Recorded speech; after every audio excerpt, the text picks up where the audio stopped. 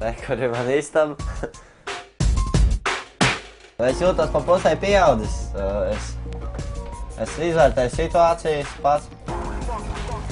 Un galvenais nepazaudēt bērnību, nekad nepazaudēt bērnību.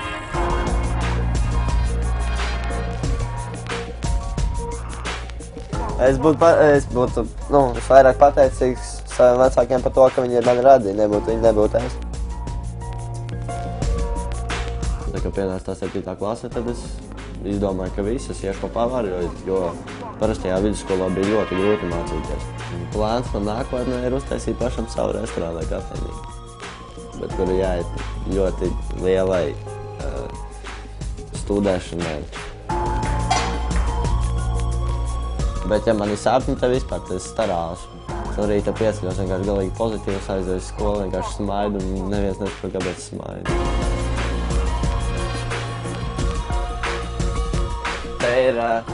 Šī siena ir ļoti īpaša man, jo te ir parakstījušies ļoti daudz draugu.